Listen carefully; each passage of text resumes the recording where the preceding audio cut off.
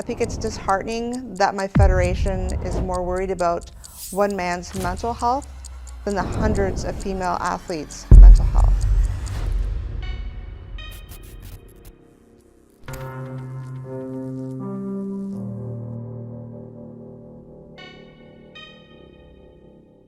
I started powerlifting in September 2019 as a way to deal with mental health issues, also to help me stay sober. I met a friend online through Facebook named Ann Andrus. We would speak to each other through Facebook Messenger about powerlifting and common interests. It wasn't until 2020 that Ann and I were talking about Laura Hubbard and the Olympics and how Laura Hubbard was a man going into weightlifting. And I simply said, oh, I think that's completely unfair. I don't think men should be lifting in women's sports. And he replied, well, I'm a man, didn't you know that? And I said, no, I had no idea.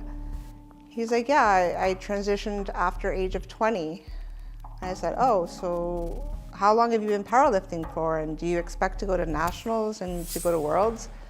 And he replied, yes, I would like to go to national and worlds. At that time, I told him that I felt that was completely unfair. And I basically said to him, you know, if you compete, I'll speak out about it. I'm not going to be quiet. So he blocked and deleted me ever since that conversation. Never once have spoken to him again. Going forward a couple of months, I did my first competition in which I made it to nationals. Nationals led to worlds.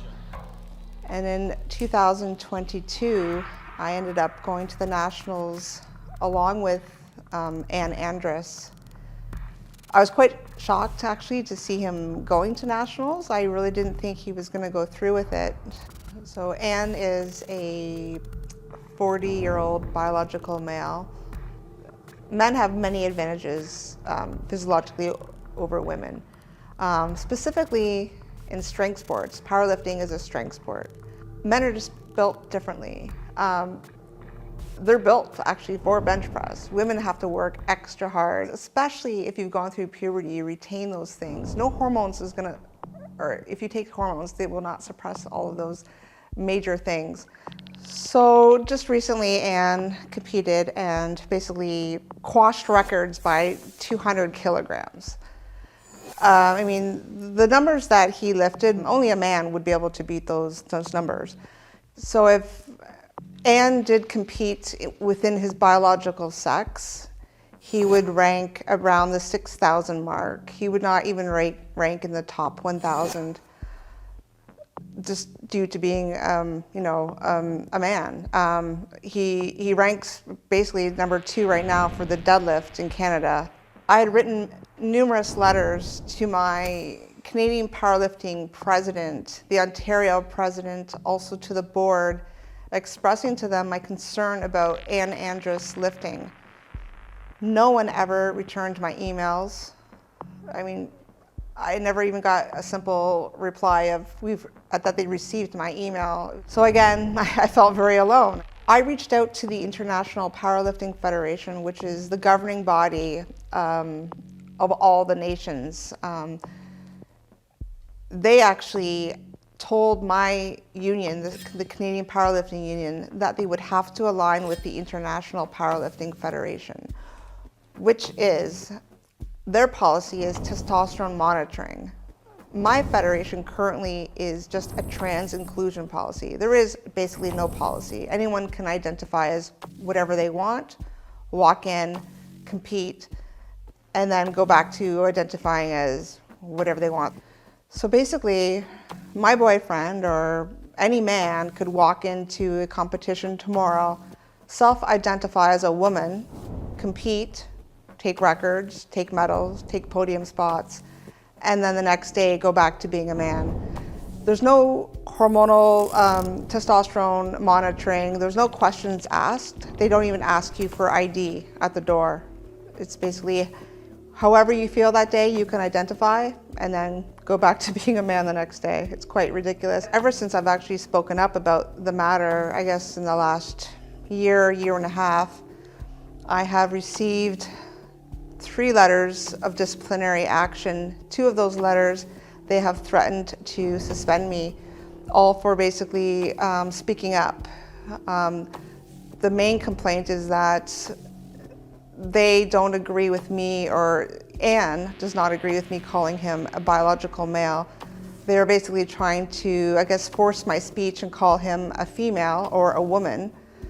They also don't like the fact that I'm exposing them and making them look bad. Numerous times, Anne has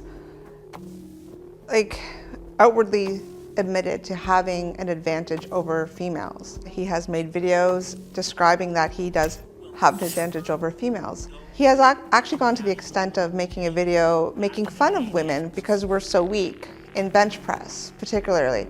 So, I mean, and for the Federation not to see that and not to, actually give him disciplinary action for making fun of women is just crazy. I feel like they've put women's rights on the back burner. There's women champions for 10 years that have worked hard for certain medals and podium spots, and to have that taken away by a man in just 1 year, it's crazy. A lot of females don't speak up, or people in general, because they're afraid to get canceled or they're afraid to lose a job. We can see how, my treatment was, being called a bigot. I don't want to say all the bad names that I've been called by them, but they've threatened me, they've sent me nasty emails. They will go after your job, they will go after your relationships, like they're going after my sport, your livelihood. Obviously, when I get threatened to be suspended from my federation, it takes away. I obviously get scared because my sobriety is my life, and if I don't have my sobriety, I have nothing. I would die. So I specifically went into powerlifting to help me stay sober and to live and to thrive. So to take that away from me, it's everything. And I'm not just saying that because of my sobriety, I'm saying that for everyone's mental health.